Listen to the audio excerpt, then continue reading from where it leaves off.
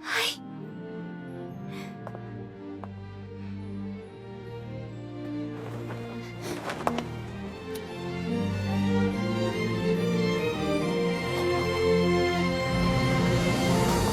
おやすみなさい。勇者さん、もう行ってください。マリ、待て。今、待ってくれ。 My friends, we just got done watching Betrothed. This was episode number 5, and I'm gonna be nothing but complimentary, but there's one thing, and I'm gonna say it up front in the video, so if you're gonna click off, you can do that now. But let me just say this, episode 5 was really, really good. I continue just to love this anime. I continue to gush and blush, and like, I might as well just be sitting pretty as I watch the show. It's just a really cute anime, and I really like it quite a bit.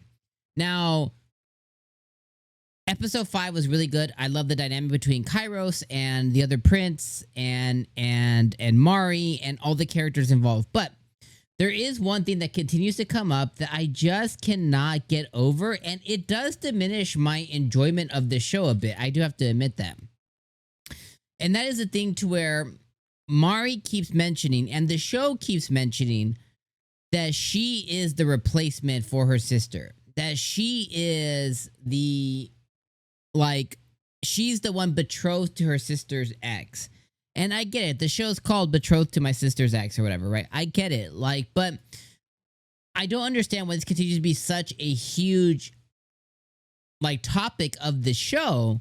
Like, the show kind of treats it as if, like, her sister came here and her and Kyros had a relationship and they were in love and or dating, or like the show makes it seem like they had something, and suddenly Mari comes in and legitimately replaces her sister. But that's not the case. Like, the way, unless the manga or light novel was different, the way that the events happened was like sister was like on paper gonna be betrothed to Kyros and then was sent to him, but never made it. So he doesn't know her. He didn't meet her. He never had a conversation with her. Like, he's seen her from like far away and went, oh, that's the other sister. But man, that banging hottie with the red hair, like, that's my girl. Like, that's all that happened. So they were equivalently strangers. But even Mari in the character, she's like, oh, but I'm just like, I feel so bad because like he belongs to my sister. No, he don't. What the fuck? Like, what are we talking about? Like, I just don't understand it. Like, I get it. Her sister died. I'm gonna put asterisks there. You know, I don't believe that she's dead. But regardless, like, her sister never had anything. They were strangers. You know, and I'm also pissed at the fact that Kyros has let this go on. You know, he tried to tell her, but like, he needs to make it very much aware. I didn't know your name. I asked for you.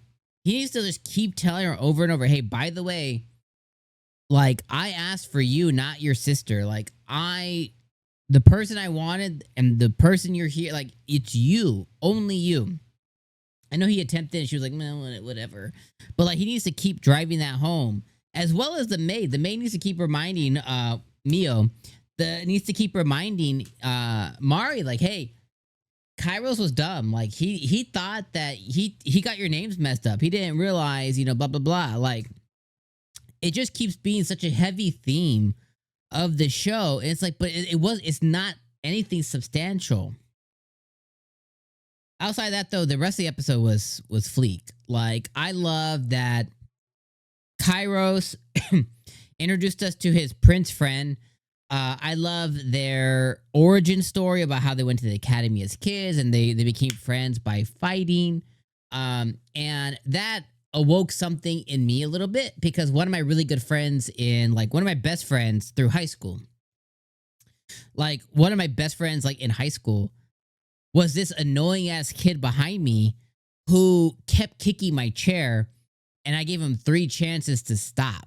And he tried to kick my, like, I'm very much summarizing. I don't want to tell the whole story, but like, essentially he kicked the chair again, and they call it crash out now, but I lost it. And like, we got in a, like, like we got in trouble, because long story short, I kind of kicked his ass a little bit. I felt a little bad, but after it was one of those things to where like 2 days later when we returned to school, I got suspended for like a day or something. Like when we returned to school, he came up and like apologized, and then I apologized for like going too far. And I was like, but you were kind of an ass. And he's like, yeah, I was. And it was just one of those things to where it was like we fought it out. I don't know.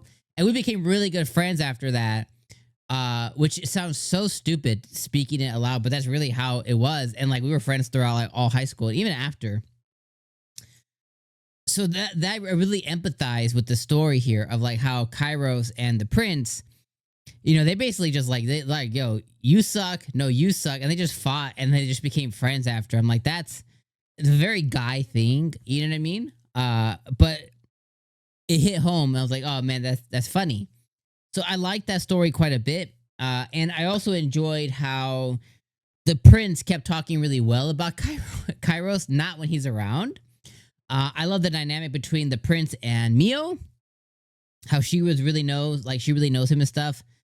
And then we got to see the tournament where they ultimately ended up fighting, which the tournament was a little bit stupid because it ended up turning into a fist fight. But I like how everybody in the crowd just kind of like stayed there so that this noble and a prince could kind of like pat themselves on the back kind of thing. I was like, it's kind of weird, but I'm gonna let it slide. But their sword fight turned into a fist fight. And I was like, okay. Kyros ended up winning. And we found out that, that's the first time he's actually beat the other prince. Because typically he's better at swordplay. I was like, that's kind of cool. And he dedicated his win to Mari. And I was like, that's cute and adorable. That's niche too. I thought that's a like cute little thing. So that was cool. And then the episode ended with Mari's family. The Sheridans, I think they're called. Apparently they sent some kind of letter, and Mio was like, we need to go stop that. So whatever Mari's parents have like introduced, or they've introduced some kind of turmoil basically, and whatever that is not sitting right with Mio, and they're gonna have to go nip it in the bud. But that's where we ended the episode on. But overall, Betrothed to My Sister's Ex continues to be an excellent show. It's the gem of a season. I laugh. I find it adorable. I think it's just totally cute. But there's just that one thing of the namesake, Betrothed to My Sister's Ex. It's like, but that it wasn't. So, and it keeps coming up as a recurring theme. I'm just like, man, I'm tired of it. I'm tired of all these characters mentioning that because it's not real. So anyways, that's all I got for you guys. I will see you guys next week for episode number 6. Number 6 next week. I'll see you guys next week. So appreciate you guys being here. I'll see you then. Peace out.